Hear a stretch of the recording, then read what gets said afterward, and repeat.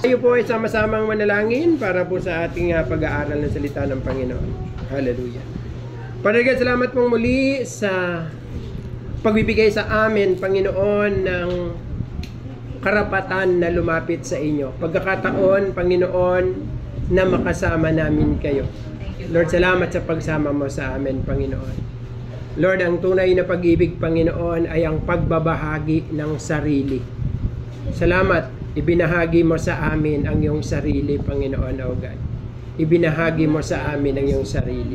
At naniniwala kami, Panginoon, na yun po ang tunay na kapahayagan ng pag-ibig mo. At yun din yung pupuntahan namin, Panginoon. Yung kami po ay maging kabahagi, Panginoon, ng inyong kalikasan, ng inyong buhay, Panginoon. Salamat po.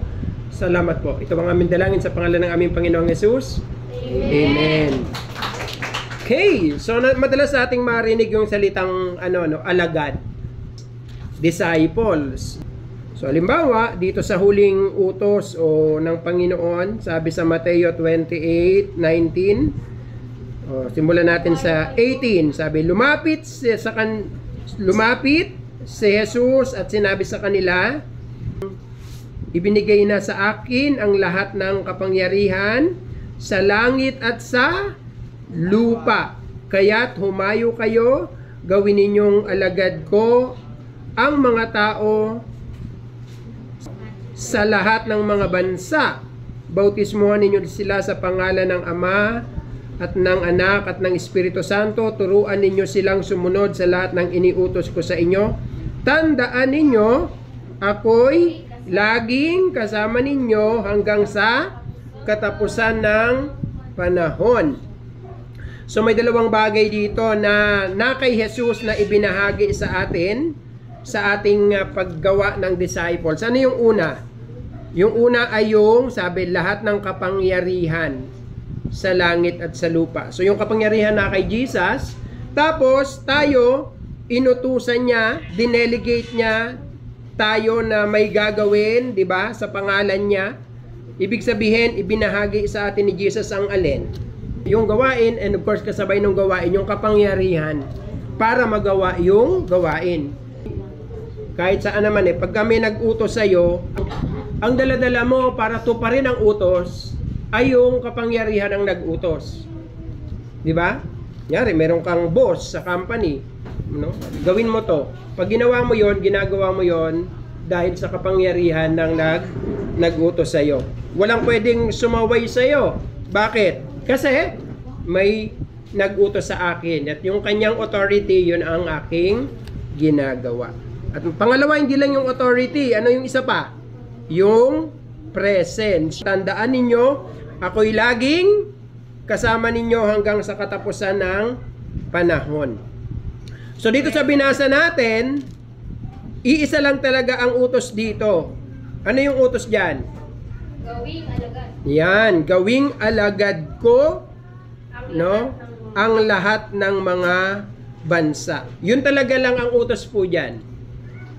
Gawing alagad ni Jesus ang lahat ng bansa. Ang tanong mo doon, paano natin yan gagawin? So yun na po yun. Gusto ni Jesus gawing alagad niya ang lahat ng tao. Paano natin gagawin? Humayo, pagbautismo, at magturo. Turuan ninyo sila. So yun po So mahalaga yan. So tayong mga Kristiyano, ang tawag po talaga sa atin ay alagad ng Panginoon. Ano tayo? Alagad ng Panginoon. So ano ibig sabihin ng disciple? Alagad. Ngayon, pag sinabing alagad, ano ang pupuntahan ng alagad? Sige, buksan natin ang Lucas chapter 6 verse 40. Kung ikaw ay alagad ng Diyos, alagad ni Jesus, saan papunta ang buhay mo? Ano sabi? Nakakahigit sa kanyang guro. Oo. Ngunit matapos maturuang lubos, ang alagad ay makakatulad ng kanyang guro. Yun. Ano daw yung tawag nito? Layunin? Maging katulad ng kanyang guro. Okay? So, bilang mga Kristiyano, sabi doon, Walang alagad na nakahihigit sa kanyang guro, ngunit matapos maturuang lubos, ang alagad ay makakatulad ng kanyang guro. Kung tayo ay alagad ni Jesus, magiging ano tayo? Magiging katulad nino? Ni Jesus. Magiging katulad ni Jesus. Kaya nga, ang salitang discipleship ay Christ likeness. Dapat maging katulad ng kanyang guro. No? So yung salitang disciple, so alagad, no? Kahulugan yan sa salitang Griego ay ano daw yon? Sabi doon, matetes. Ang ibig sabihin ay learner. Someone who is learning from a teacher, natututo sa kanyang teacher. Pag ikaw daw ay disciples, natututo ka sa iyong teacher. Pangalawa, ikaw ay follower. Pag sinabing follower, sumusunod ka sa turo at halimbawa ng iyong guro. Ano yung una? Learner. Pangalawa, follower. Pangatlo, apprentice. So, hindi mo lang natututunan, kundi, sabi doon, hindi mo lang siya natututunan habang tinuturo, kundi, ang talagang layunin nun ay maipamuhay mo kahit wala na ang iyong teacher. Di ba ang apprentice? Pag sinabing apprentice, parang may ideya ng training na magiging katulad niya ako. Kaya nga ina-apprentice ka na niya di ba? Apprentice ko yan, ibig sabihin, yung mga kakayanan meron ako, matututunan niya yon. So yun ang ibig sabihin po ng disciples, no? Kung ano ang itinuro, kayang gawin. No? Ganon din, hindi po nagbago yan kahit sa salitang Hebreo, Talmid, student, follower, yun po ang ibig sabihin. Talmid, no? Sa Hebreo. So pag sinabing disciples, may dalawang bagay na mahalaga tayong makikita. Siyempre, pag may disciple, may master, may teacher, di ba? So mahalaga na tama yung sinusundan nating teacher. At sa ating mga Christians, wala po tayong problema doon. Dahil si Kristo ang ating master at teacher. Sinabing disciple, ano yung mga inaasahan sa iyo? Pag ikaw ay disipulo, disciple ni Christ, anya yan, alagad yan ni Kristo, ano yung inaasahan sa iyo? Parang katulad ko niyang kumalaw.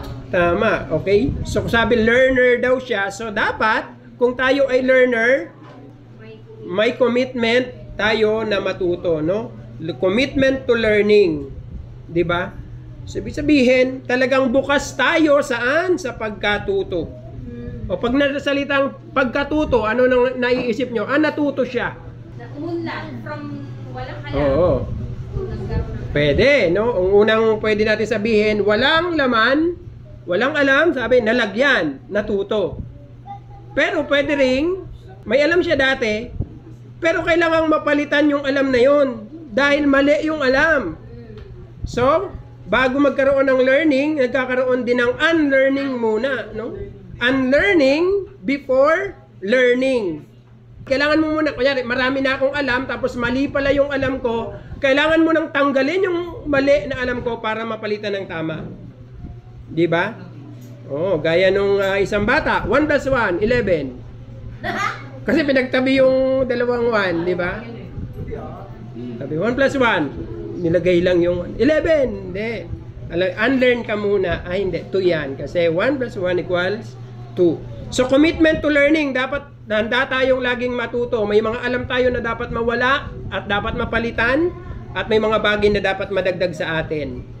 And of course, ano pa yung inaasahan sa atin o implikasyon ng pagiging disciple? Maging handa tayong gayahin yung ating teacher. Gayahin. Ano yung gagayahin natin sa teacher natin? Of course, yung kanyang character at conduct. Tama, way of life. And of course, pag ginawa natin yon, meron kang commitment sa learning. Gusto kong matuto. Gusto kong gayahin ang aking teacher. So ano mang mangyayari sa akin? Magkakaroon sa akin ng transformation. Magkakaroon ng pagbabago. So kung yun ang ibig sabihin nun, ano kaya ang gustong mangyari ni Jesus sa atin?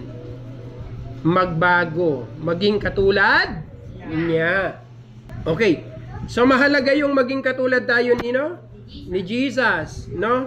Bakit mahalaga yon? Dahil kung wala yung yung transformation na yon, ano mangyayari pag hindi tayo na-transform? Hindi tayo Christian. Pag hindi tayo nagbago, hindi naman natin may enjoy ang heaven. Okay? Tandaan nyo, si Kristo lang ang karapat-dapat tumira ng langit. Siya lang. Bakit siya lang?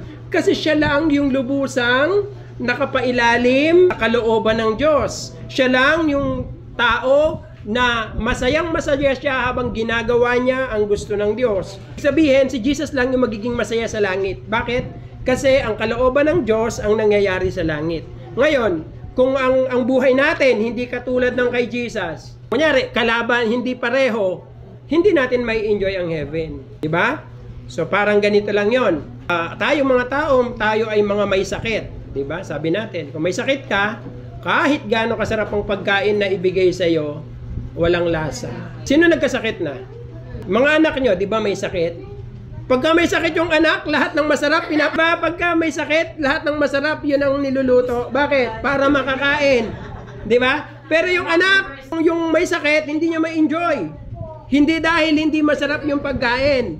Hindi niya ma-enjoy dahil may problema yung kanyang panlasa. Ibig sabihin, kahit gaano kaganda ang heaven, pwedeng hindi mo ma-enjoy kung may problema ang iyong panlasa. Ibig sabihin, hindi ka nag-transform, hindi ka na maging mabuti, hindi ka naging katulad ni Jesus. Ang layunin ng pagiging Kristiyano o disciples maging katulad ni Jesus Christ. No? Okay, ano ba yung mga bagay na kay Jesus na dapat nating gayahin o maging katulad? Mga bagay na gusto natin ma-enjoy o maging katulad tayo ni Jesus Christ, no? Ang una na kailangan nating maging katulad tayo ng Panginoong Yesus ay sa kanyang paano ba ang Panginoong Yesus ay may kaugnayan sa Diyos at paano ang Panginoong Yesus may kaugnayan sa mundo. Kaya tayo katulad ni Jesus, kaya tayo naging mga disciples dahil kung paano si Jesus ay may kaugnayan sa Diyos Ama, tayo din may kaugnayan sa Diyos Ama. Okay? Si Jesus na parito siya para i-restore yung relationship natin sa Father. So tingnan natin si Jesus. Paano ba si Jesus nakikipag-relate sa Father?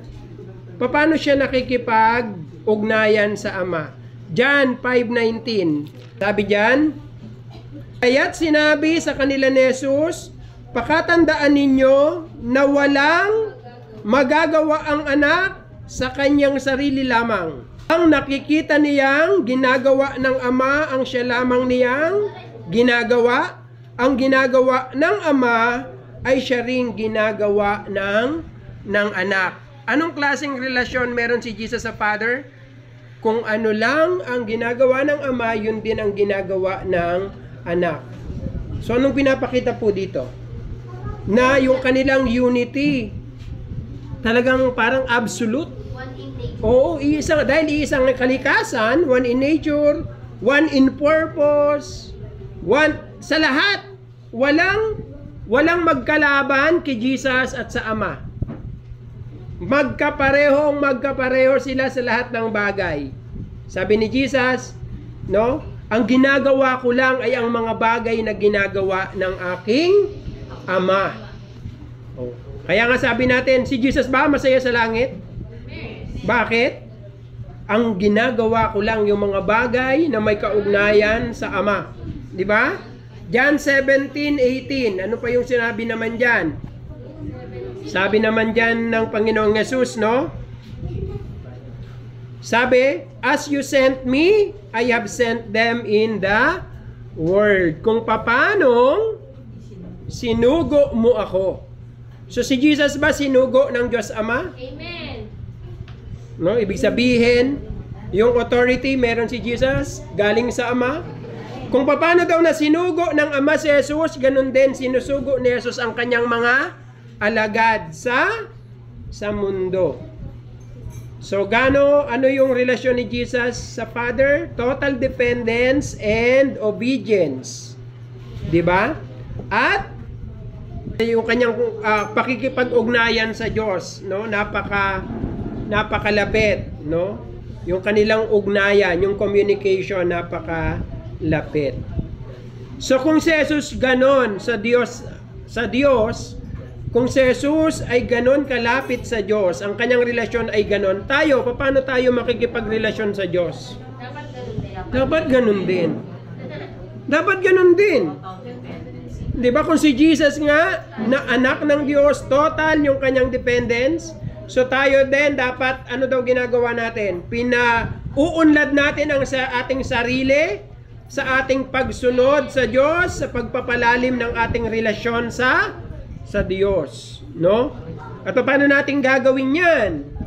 Siyempre, yung pananalangin, yung paghahanap ng kalooban ng Diyos sa lahat ng bagay.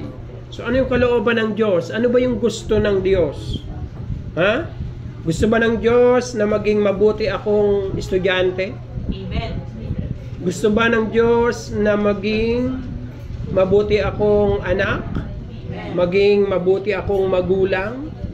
Maging mabuting empleyado? Opo, no? Yung mga bagay na yon, ano? Yun ang ating hinahanap. Una, relasyon ni Jesus sa kanyang ama, at tayo din dapat may ganong klase ng relasyon. Si Jesus, ano naman ang kanyang relasyon sa mundo? John 17:18. Tingnan nyo nga po yan. O, ano naman ang sabi sa John 17:18? Kung paano sinugo mo ako? Di ba? Ay sinusugo ko rin sila. No? So si Jesus, siya ay ano? Saan daw siya sinugo? Sa mundo. Ibig sabihin, si Jesus ba nag-engage sa mga tao? Opo. Kung sinugo siya sa tao, nakipag-ugnayan ba siya sa tao? Oo. Paano si Jesus nakipag-ugnayan sa tao? Paano, pag binasa nyo ang Bible, paano si Jesus nakikipagrelasyon sa tao? May pag-ibig, may habag, di ba? May katotohanan, walang pandaraya. Oo, walang pandaraya. Si Jesus, ang kanyang ugnayan sa tao, walang pandaraya. So tayo din, ano, bilang mga Kristiyano, dapat ganon, ano? Kung si Jesus, nung sinugo siya ng Ama, tinupad niya ang kanyang misyon, ang kanyang layunin, tayo ba bilang mga sinugo ni Jesus, dapat din ba nating gawin ang ating misyon at layunin? Amen. Amen, no? Ipakilala ang Ama, ang pag-ibig ng Diyos, ang mabuting balita, di ba? At syempre, kung paano si Jesus ay nagmahal sa tao, yun din yung ating ginagawa. No? Truthful, yun ang tawag po diyan.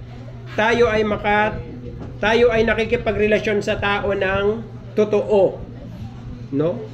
Nakikipagrelasyon sa tao ng totoo.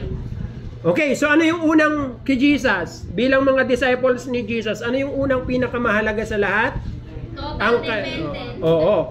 Total dependence sa Diyos, yung kanyang relasyon sa Ama. So, yun ang dapat natin pagtuunan, no? Yung ating relasyon sa ating Diyos, Ama. So, pangalawa, sabi gusto kong maging disciples ni Christ. So, kailangan may tama akong relasyon sa Diyos, katulad ni Jesus. May tama akong relasyon sa tao, katulad ni Jesus. No? Pangalawa, paano ako magiging katulad ni Jesus? No? Tingnan nyo ang nakasulat sa Philippians chapter 2 verse 5. Philippians chapter 2 verse 5. Ano sabi? Pilipos chapter 2 verse 5. Nakita na? Naway magkaroon kayo ng kaisipan na tulad ng kay Kristo Jesus. Ayun. Ano daw dapat sa atin? Kung gusto mong maging katulad ni Jesus, kung gusto mong maging disciple ni Jesus, dapat kayong magkaroon ng kaisipang katulad kay Jesus, Kristo Jesus. So, ibig sabihin, kung paano tayo mag-isip, dapat tulad ni Jesus. Paano ka mag-isip, no? Minsan, Same mind. pag tiningnan kaya ni Jesus ang katabi mo, ano makikita niya? Makita mo. Kunyari, tumingin si Jesus sa katabi mo, ano nakikita niya dyan? Oh. Ikaw, apat. Siyempre, kung sa tingin mo, ang tingin ni Jesus dyan ay isang taong mahalaga, isang tao na may magandang kinabukasan, isang tao na may patutunguhan sa buhay, dapat ganun din ang tingin mo dyan. Ano tingin mo sa katabi mo? Isang taong mahalaga. Isang taong dapat tulungan kung nangangailangan. Ito nangangailangan. Di ba? So, pero dito sa ano natin, dito sa yung context nitong Philippians 2:5, ang pinag-uusapan dito na talaga ay yung alin? Yung pagiging mapagpakumbaba at paglilingkod ni Jesus. Nasabi doon, bagamat siya'y Diyos, hindi siya nanatiling kapantay ng Diyos, hinubad niya ang kanyang pagka-Diyos, di ba? Naging masunurin siya, namatay bilang alipin. No? So yun yung pinapakita dyan. So si Jesus ay mapagpakumbaba at mapaglingkod. Saan? Sa mga tao. No? Masunurin sa Diyos. Yan ang isip ni Jesus. Pagsunod sa Diyos at pagmamahal sa tao. Roma. Tingnan naman natin ang nakasulat sa Roma. Chapter 12 verse 2. Oo. Ano ang sinasabi sa Roma? Chapter 12 verse 2. Nakita na? Huwag kayong makiayon sa takbo ng mundo nito. Mm. Halip, hayaan niyo baguhin ng Diyos ang inyong pag-iisip. Mm-mm. Magawaan ninyo ang kanyang kalooban. Mm-mm. Ngayon, magagawa ninyo kung ano ang mabuti, kalugod-lugod at ganap na kalooban ng Diyos. Yun. Nakita nyo ba yun? Huwag kayong makiayon sa takbo ng mundong ito. Sa halip, hayaan ninyong baguhin ng Diyos. Alin ang babaguhin daw? Ang inyong pag-iisip. Anong klase ng pag-iisip itong pagbabago? Pag-iisip na katulad kanino?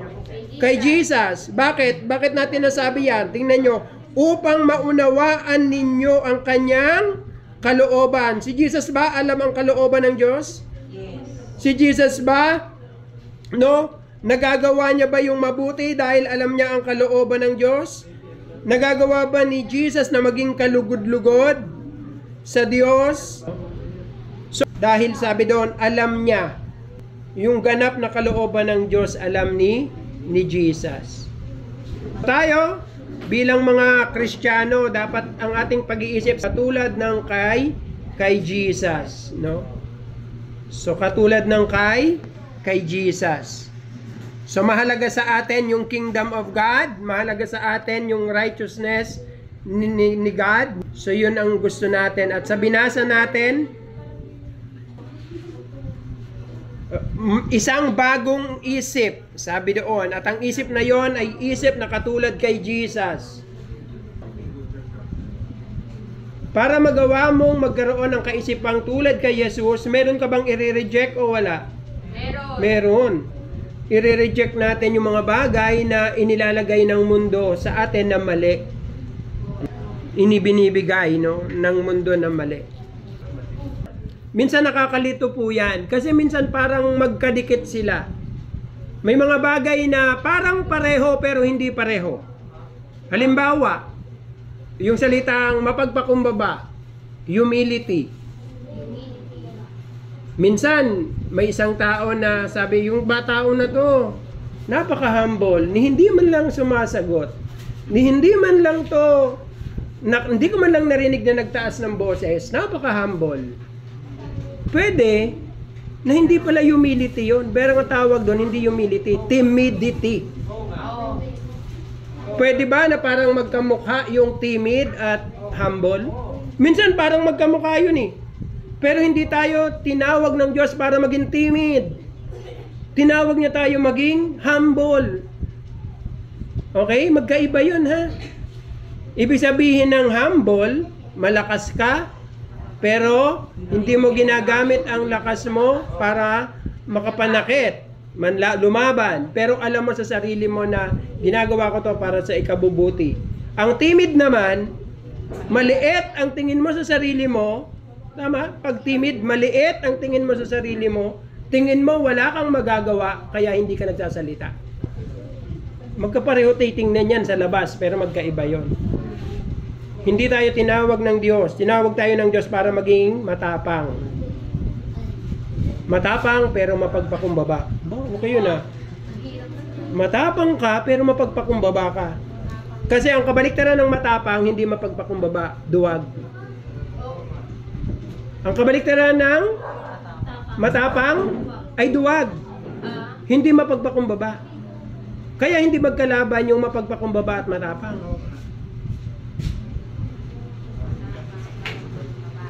Ang mapagpakumbaba, ano ang kabaliktaran? Mapagmataas. Mayabang. Mayabang, mapagmataas. Pwede kang maging matapang pero hindi ka mayabang.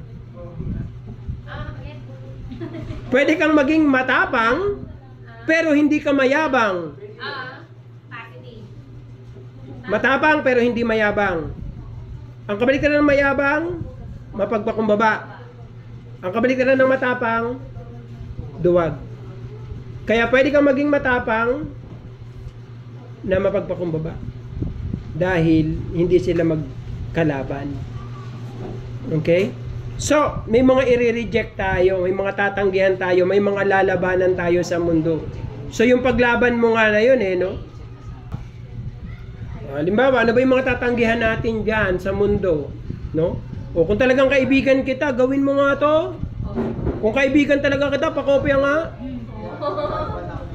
Kaya mo bang sabihan yung kaklase mo, hindi kita pwedeng pakopyahin? Mali yan So, yun ang tatanggihan. So, dapat tayo ay mabago ang ating isip. Paano nababago ang isip? Ang renewing of mind, paano nangyayari? Pag alam natin yung salita ng Diyos, yung kalooban ng Diyos. Pag hindi mo yun alam, may problema ka, no? Paano mo papalitan ng isang bagay ng mali, ng isang bagay na tama, kung hindi mo alam kung ano yung tama? Anong ipapalit mo sa mga kaisipan na meron ka kung hindi mo alam yung salita ng Diyos na ipapalit dyan? Di ba? So mahalaga yon, na alam natin yung salita ng Diyos. At syempre hindi lang alam, kundi tayo ay nananalangin para sa kalakasan ng Panginoon. So dapat ma-develop sa atin yung tinatawag na biblical worldview. Ibig sabihin ng biblical worldview, yung ginagamit mong salamin kung paano mo tinitingnan ang mundo ay dahil alam mo kung ano yung sinasabi ng Biblia, no? Parang ganito, ang hirap kasing ipaliwanag Dalawang tao, pareho ang tiningnan, magkaiba yung kanilang pagtingin. Bakit ganon? Magkaiba yung pinanggagalingan. Magkaiba yung worldview. Di ba? O magkaiba yung perspective, pananaw. No? May dalawang tao, pagtingin sa isang boss doon sa opisina, pareho sila, no? Takot na takot. May mga tao ba na takot sa boss? Parang ayaw lumapit hanggat maaari. May isa namang tao na lapit ng lapit sa boss. Pareho lang naman yung kanilang posisyon sa opisina. So, depende po yan sa pananaw. Paano matinitingnan sarili mo? Nakakatakot ba talaga siya? So, yung ma-develop dapat yung ating pagtingin ng tama. So, ano yung dapat mabago? Yung ating pag-iisip, no? Anong klaseng pag-iisip ang gusto ng Diyos para sa atin? No? Yung pag-iisip na katulad kay Jesus. Ano yung una? Relasyon katulad kay Jesus. Pangalawa, pag-iisip na katulad kay Jesus. Pangatlo, ano pa yung dapat magaya natin kay Jesus? Yung kanyang practice. Ano yung practice? Practice and habits. Ito yung mga ginagawa ni Jesus na dapat nating gayahin. Marcos 1:35. Tingnan natin. Ano ba yung mga ugali o kaugalian? Yan, no? Na meron si Jesus. 1:35 ng Marcos. Okay, nakita na? Basahin natin. Araw pa'y bumangon na si Jesus at nagpunta sa isang lugar na walang tao at doon ay nanalangin siya. Yun. Isa sa mga habit ni Jesus ay ano? Pray. Pananalangin. Ano? May oras talaga siyang nakalaan para sa Diyos. No? So yun, ang una, di ba? So ano pa ba yung practice meron si Jesus? 4:16 ng Lucas. Pumunta si Jesus sa Nazareth, ang bayan na kung saan siya lumaki. Dahil ng kanyang nakaugalian, pumasok siya sa sinagoga ng araw ng pamamahinga. Tumayo siya upang bumasa ng kasulatan. Yun, no? Sabi dito, ano daw yung isa sa mga practice o nakasanayang ugali ni Jesus? Pagbabasa. Oh, yun yung una, no? Dito, ano sa? Pumunta siya saan? Sinagoga. Sa sinagoga. Pumasok sa sinagoga ng araw ng pamamahinga. Ugali ni Jesus yon, no? So yung paglalaan ng panahon sa pagsamba. So mahalaga ba yung worship kay Jesus? Opo. Di ba yung una solitary, mag-isa? Sumasamba ba si Jesus mag-isa? Oo, yung unang parte.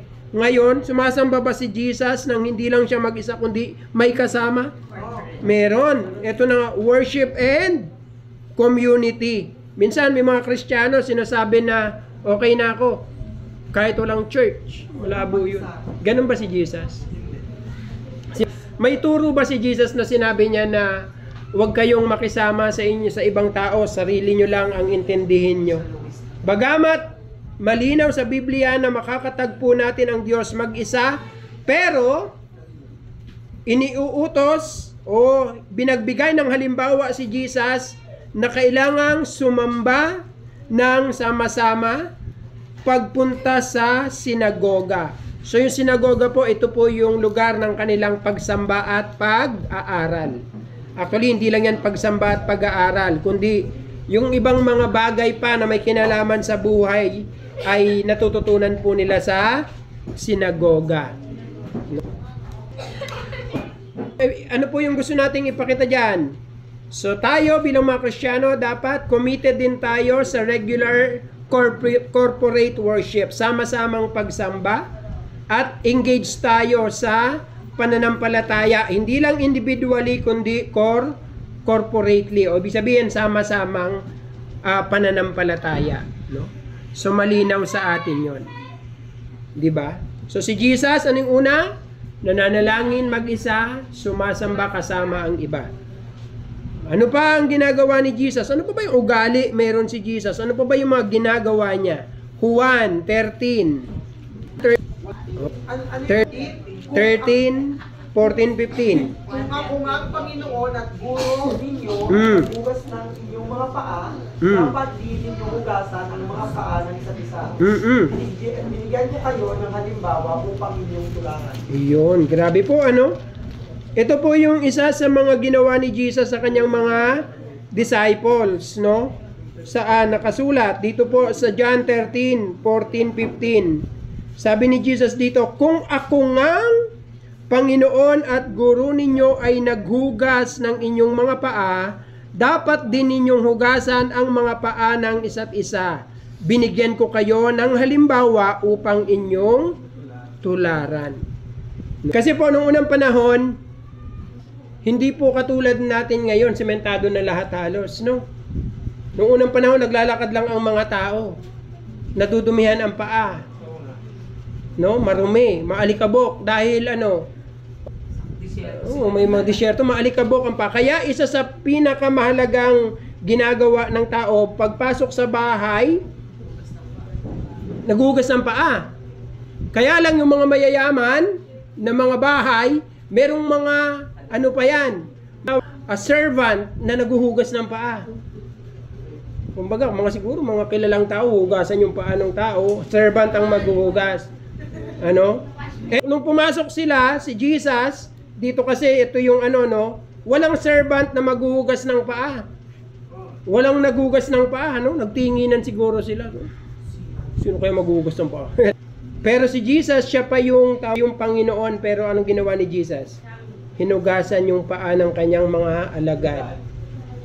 No? Sa ibang mga churches, isa po to sa mga ordinance.